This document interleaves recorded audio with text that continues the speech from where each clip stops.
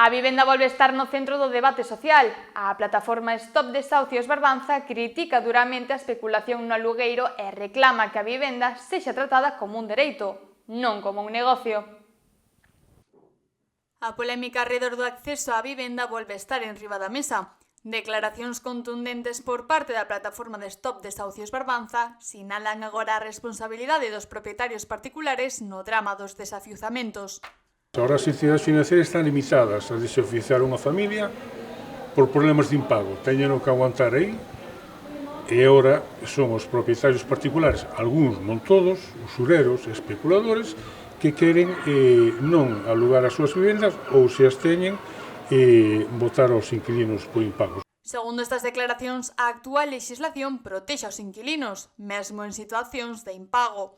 A Xunta e outras comunidades autónomas teñen mecanismos para garantir o cobro das rendas aos propietarios. Que se voten os inquilinos por impagos, pero hai unha lei que os protege no sentido de que se o propietario ou a propietaria non pode percibir a súa renta, está a Xunta de Galicia e as comunidades autónomas para pagarlle a renta.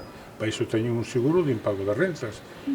O senón o propietario pode facer, así como asegura a súa vivenda particular por interés contra incendios ou contra roubo, pois que tamén cubra o seguro de aquilo que ao final vais a ter que facer obrigatorio.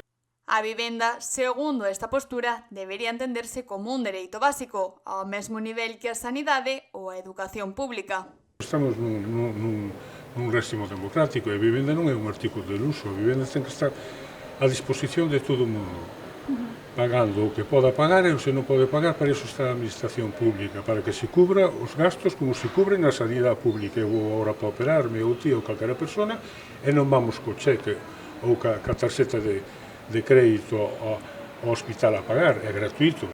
Tamén hai críticas directas ao uso da vivenda como obxecto de especulación por parte de algúns propietarios con múltiples inmobles.